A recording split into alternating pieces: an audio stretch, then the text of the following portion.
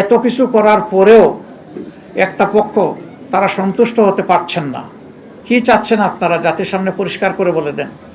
আমরা কোনো দলের পক্ষে নয়, গোষ্ঠীর পক্ষে নয়। আমাদের অবস্থান আপামর জনগণের পক্ষে। এই জায়গা থেকে চুল পরিমাণ সরার আমাদের কোনো সুযোগ নেই। দেশবাসী আমাদের ইন্টেনশন দেখেছেন।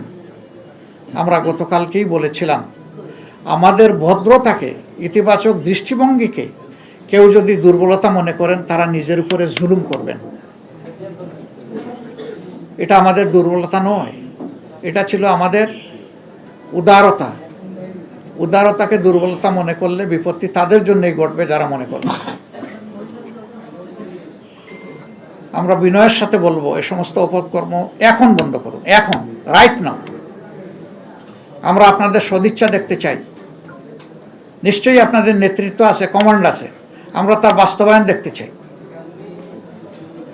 আমরা এই সমস্ত ঘটনা যেগুলো ঘটেছে গতকাল থেকে আজ পর্যন্ত, সবগুলার আমরা তীব্র নিন্দা জানাই এবং আমরা এটার প্রতিকার চাই। আমরা প্রতিশোধের রাজনীতিতে বিশ্বাসী নই, কিন্তু প্রতিকার পাওয়ার এবং নেওয়ার আমাদের অধিকার আছে। আমরা আশা করব জাতির সেন্টিমেন্টের প্রতি সম্মান রেখে নির্বাচনে অনিয়ম, দুর্নীতি, মাসুল পাওয়ার, কালো টাকা যাই হয়েছে, এইটার প্রতিকার আমরা কিভাবে চাইব, নিয়মতান্ত্রিকভাবে আমাদেরকে চলতে দেন। এবং আরেকটা কথা একেবারেই স্পষ্ট করে বলতে চাই, আমাদের এই 11 দল ঐক্যবদ্ধ হয়েছে দুর্নীতির বিরুদ্ধে মূলত অবস্থান নেওয়ার জন্যে। অথচ আপনারা জানেন 59 জন ভয়াবহ ঋণ খেলাফি, তাদেরকে ঋণের এই দায় থাকা সত্ত্বেও তাদেরকে নির্বাচনে এলিজেবল ঘোষণা করা হয়েছে। তারা প্রতিদ্বন্দ্বিতা করেছেন। দুর্নীতির সাথে আমাদের কোনো আপোষ নেই, আমরা আপোষ করব না। এর বিরুদ্ধে আমাদের প্রতিবাদ অব্যাহত থাকবে। নির্বাচন কমিশনকে আমরা অনুরোধ জানাবো, আরপিও যেটা কাভার করে না, এরকম যারাই নির্বাচিত হয়েছেন তাদেরকে মেহরবানি করে তাদের ফলাফল স্থগিত রেখে এই ব্যাপারে আগে সুরাহা করুন, তারপরে আপনারা আগান।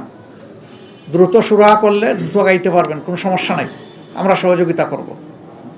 কিন্তু এর সুরাহা হওয়া উচিত। যারা এই ঋণ খেলাপি হয়েছেন, এটা এক ধরনের অপরাধ। তাদেরকে আরপিওর আন্ডারে সুযোগ দেওয়া হয়েছে, সেইটা তারা গ্রহণ করেন নাই। তারা গ্রহণ করলে আমাদের আজকে এই কথাগুলো বলার দরকার হতো না। অনেকে ঋণ খেলাপির তথ্য গোপন করেছেন, সেইটাকে অবলীলায় এড়িয়ে যাওয়া হয়েছে। দৃষ্টি আকর্ষণ করা সত্ত্বেও ক্ষেত্রবিশেষে সেইগুলো আমলে নেওয়া হয়নি। স্পষ্টভাবে এটা আরপিওর ভায়োলেশন। আমরা সেই ভায়োলেশন দেখতে চাই না।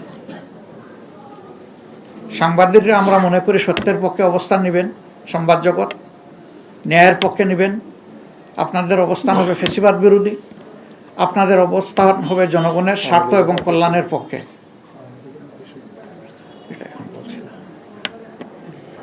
আমরা এটাও লক্ষ্য করছি, আমরা সুনির্দিষ্ট এখনই বলতে চাচ্ছি না, কোনো জায়গায় ফ্যাসিবাদীদেরকে ঘোষণা দিয়ে এখন পুনর্বাসন করা হচ্ছে। নির্বাচনী প্রচারণার সময় তা লক্ষ্য করেছি। এটা মনে রাখবেন, কিছু মানুষ জীবন বাজি রেখে লড়াই করে জীবন দিয়ে এই 26 আমাদেরকে এনে দিয়েছে। 24-এর আকাঙ্ক্ষার সাথে যে কেউ অপমানজনক আচরণ করবেন, জাতি তাদেরকে ক্ষমা করবে না, বিশেষ করে যুব সমাজ তাদেরকে ক্ষমা করবে না। আমরা অনুরোধ করব 24-এর আকাঙ্ক্ষাকে যেন ধারণ করা হয়। এরপরে গণভোটের ব্যাপারে আমাদের স্পষ্ট বক্তব্য। সংখ্যাগরিষ্ঠ ভোটার রায় দিয়েছে গণভোটের পক্ষে, অবশ্যই তা বাস্তবায়ন করতে হবে। এর কোনো ব্যতিক্রম আমরা দেখতে চাই না। পচা রাজনীতির পরিবর্তনের জন্যই ছিল এই গণভোট। নতুন দ্বারা সুস্থ রাজনীতির পক্ষেই গণভোট